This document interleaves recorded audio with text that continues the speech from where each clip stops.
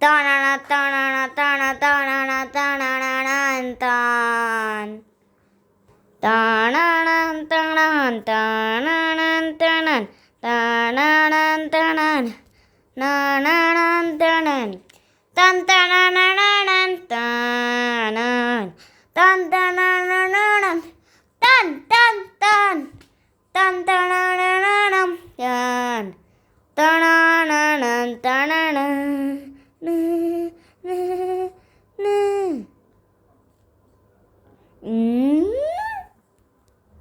Hello everyone, welcome back to our magical worlds.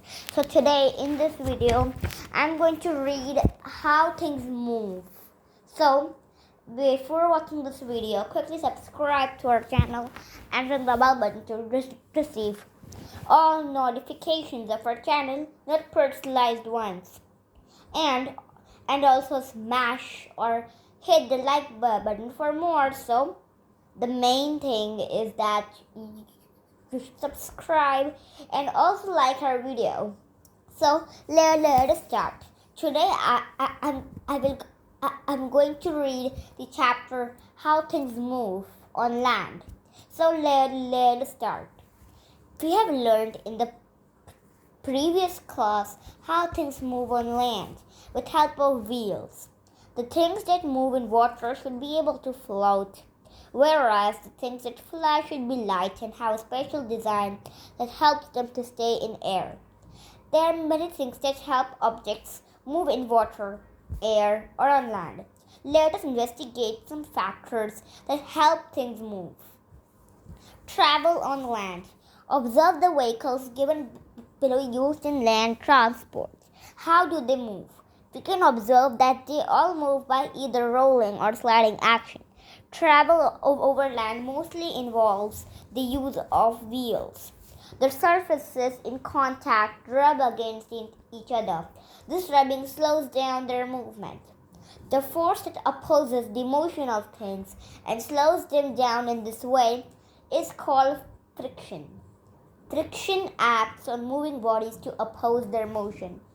Air and water also exert friction on objects moving through them. For example, the wheels of a car experience friction from the road as the car moves over the road. The smoother an object, the less friction it will create. The rougher the surface of an object, the more friction it will produce. Rolling things reduces friction and requires less energy than moving things by sliding. In ice-covered areas, sliding is used because friction is very less on ice.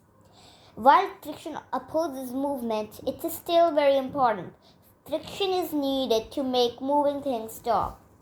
The friction also prevents moving objects from slipping and skidding. We cannot really do away with it. We can reduce it, but not so much that accidents happen. Let us explore how else friction affects the movement of objects. Vehicle design and friction. Do you think the shape of a vehicle helps in reducing friction? Observe the shape of racing cars. They can go very fast. Their design and shape helps in reducing friction with air. For a car to go really fast, friction of air should be reduced. However, reducing friction affects the grip of wheels on the road. Grooves in the wheels help maintain grip on the road to prevent accidents. Let's investigate how shape affects speed of objects by doing a small activity.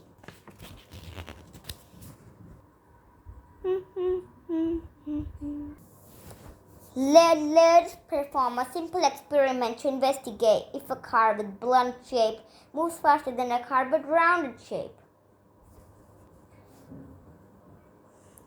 Let us see. The car with the streamlined shape travels faster because its shape disturbs airless. This reduces the friction from air. Some shapes known as streamlined shapes are more rounded and offer less resistance to air while moving. Airplanes and cars are streamlined so that they move through the air as easily as possible. The car with the angular shape disturbs air more as it travels. It's non-streamlined.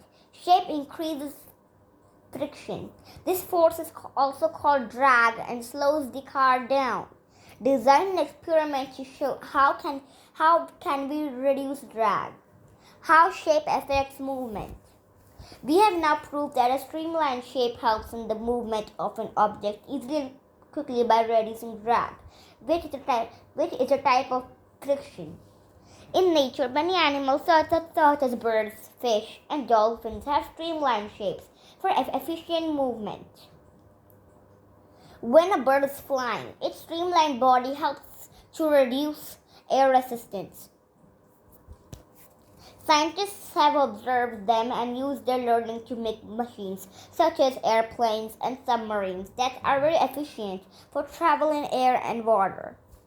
Racing cars, bullet trains, ships, submarines, and airplanes have streamlined shape. Can you now explain the advantage of this shape?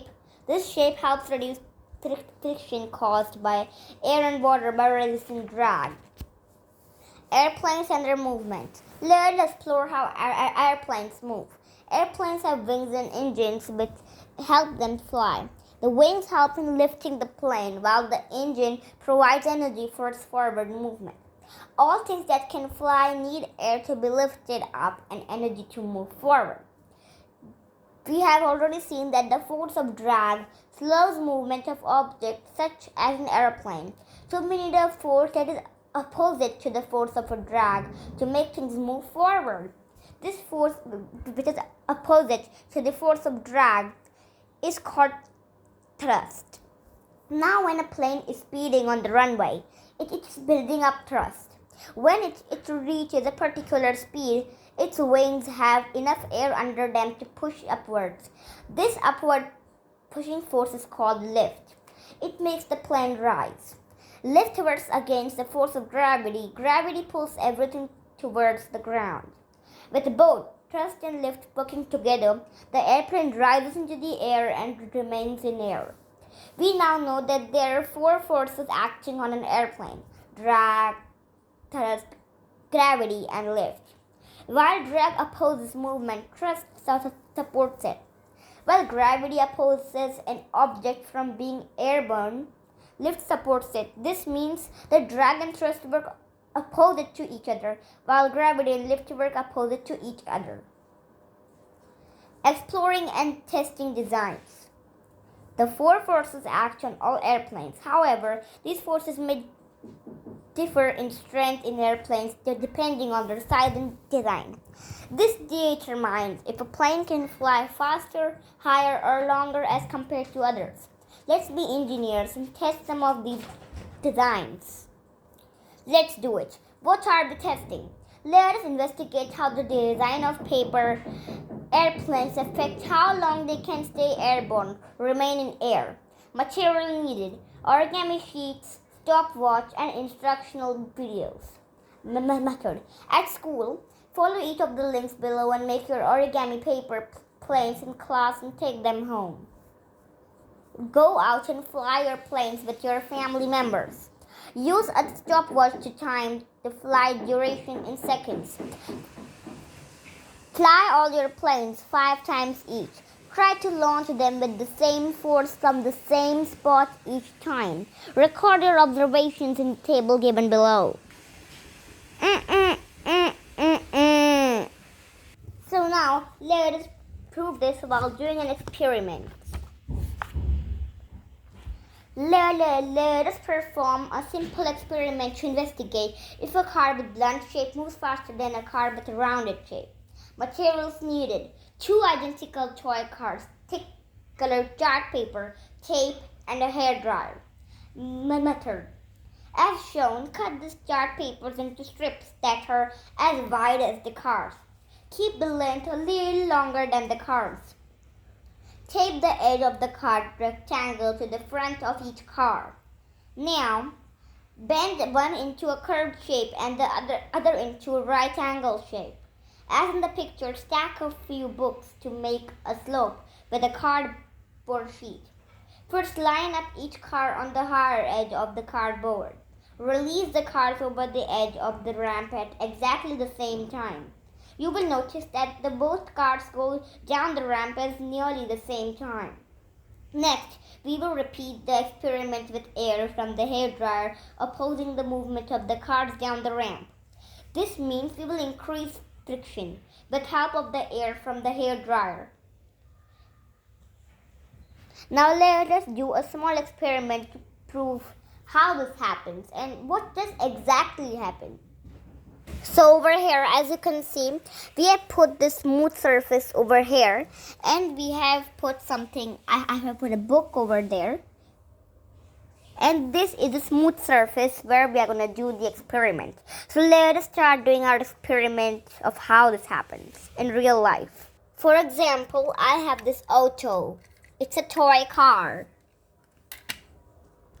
And I also have this car in my hands, as you can see right now. So what I will do is, I'll put this car, as you can see, it's the red colored car. I'll put it right over here.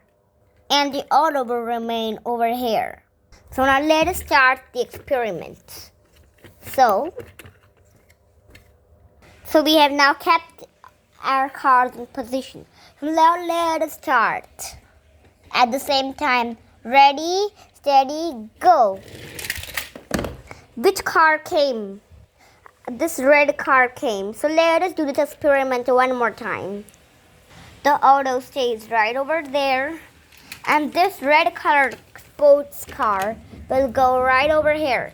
Now let us start the experiment. Ready, steady, go.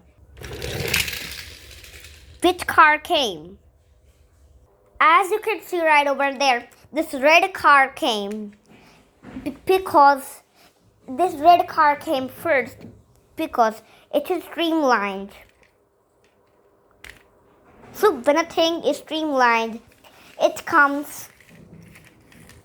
So now as you can see, this auto or a car is flat and it is not streamlined, so it will not come. So this is how things move. So now let me explain what is drag force. You all have doubts about it, so let me explain it one more time. So drag force is a force which opposes the motion in air, or you can say it in so many ways. So these are the cars. Let's do this experiment one more time, and let me show you what I have done recently. I've done something recently, but I couldn't find it, so I couldn't show you that thing. So as you now learned how things move, you have learned about friction, the airplanes, how airplanes move, and drag force. So these were the forces that help things move, which oppose the motion of things. So now you got to know how things move on land and in water and in the sky. So you all know that the streamlined shape is like a fish or like a bird, because the airplane is also a streamlined shape because it makes it move faster. Now I've got some questions for you. Predict which car do you think will go faster? The red one, because it's streamlined. Explain. Give reason to your support to your answer. So these were the questions that we want you to answer. So please answer these questions in the comments. Now let me show you what I have done recently. I have made some airplanes, and let me show you how I fly them. These are some airplanes that I have made. This is the orange one. This is the green one. This is the pink one. It's an airplane. These are all different types of airplanes. This is the blue one and the smaller one. This seems to be my favorite one because it seems so cute. This is the yellow one. And this is another pink one. These two look kind of same and similar because they're both blue and they're the same type of airplanes. So now let me show you how I fly these airplanes one more time ahead. Everyone have their different sizes and different shape. So everyone will fly in different speed. And there's one thing that is all are streamlined. So now let me show you how I fly these planes in ahead. So now over here, as you can see, I have boarded my airplane. So now let me fly it. Ready, steady, go. As you can see, it flew and it went right over there. It was such nice. I have made this airplane with the help of origami papers, and I have watched a little instruction videos also. The link of those videos are in the description. So actually, I want to share a very interesting fact about something that this video was especially for my class presentation, and I decided and think to help you understand all about how things move. This is a very important chapter, and you have to learn all this because you will have the need of these things in life when you grow older. So if you like this video, please give it a thumbs up and also subscribe. Bye bye.